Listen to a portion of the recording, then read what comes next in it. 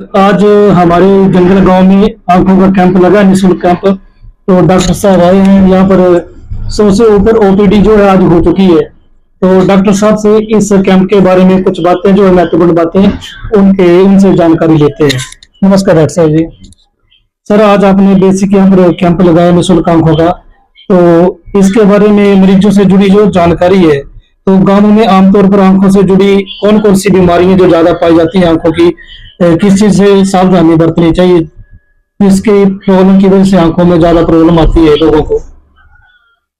जी, आजकल सबसे ज्यादा जो इस मौसम में प्रॉब्लम आने वाली है वो एलर्जी की होती है, जो सीजनल होती है। वो जो हर एक सीजन में नहीं होती, पर ये जो फूलों का मौसम है, गर्म मौसम है, इसमें ये एलर्जी के कारण उससे आंखें लोग मलते हैं, आंखें लाल हो जाती हैं, खारिश होती है, जिससे वो आंख को और नुकसान पहुंचता है।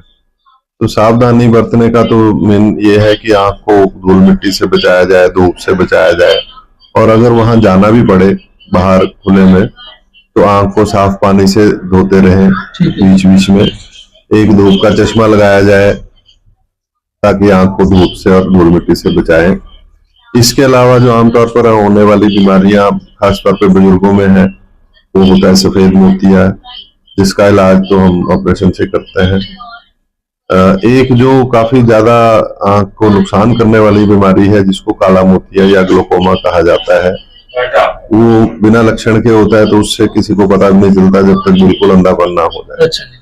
उसके लिए मैं सलाह दूंगा कि बीच बीच में आंखों के डॉक्टर जो आसपास हैं उनको दिखाते रहें। कभी किसी को ऐसे लक्षण लगे, एकदम से धुंधला जैसे होता है, बहुत तेज दर्द होना, या वैसे भी घर में किसी को पहले से काला मोतिया हो, या मोटी ऐनक लगा रहा हो, तो या चोट लगी हो, या आंख में बार बार सोजिश आती हो, तो उन लोगों को ये होने की संभावना ज्यादा होती है। तो डॉक्टर साहब, ये जो मोतिये की बीमारी होती है, हिस्टिकल भी हो सकती है क्या किसी को? ये जेनेटिक होती है जी, खासतौर पे जो काला मोतिया की बात कर रहे हैं। ये जैसे मैंने बताया अभी कि जो अगर माता पिता में या भाई बहनों में किसी को ऑलरेडी है, पता चला है, तो उनको हर एक परिवार के सदस्य को टेस्ट करा लेना चाहिए, समय समय पर चेक करवाते रहना चाहिए। जैसे उम्र बढ़ती है तो लगभग सभी को वो होने की संभावना बाकियों के मुकाबले ज्यादा है, और जिसके परिवार में पहले से है उसको तो बहुत जरूरी है। और उसी तरह जब चोट लगी हो, या सोजिश आई हो, या शुगर की बीमारी हो, बीपी की बीमारी हो, तो उनको ये होने की संभावना ज्यादा है। तो डॉक्टर साहब, आज आप आए हैं, तो आप आपका जो हॉस्पिटल है अपने बारे में पूरी जानकारी दे दें। हाँ, मैं डॉक्टर रोहित हूँ जी, मेरे साथ मेरे सहयोगी कृष्ण स्वरूप जी हैं। हम दोनों, मैं एसोसिएट डायरेक्टर हूँ पालमपुर रोटरी आई फाउंडेशन का, और हमारी संस्था 4 आंखों के अस्पताल चलाती है हिमाचल प्रदेश में। सबसे बड़ा अस्पताल में जो है वो मरंडा में है, पालमपुर के नजदीक, और दूसरा एक परागपुर और एक ऊना के पास दुसाड़ा में है। एक और हमारा अस्पताल बीड़ में है।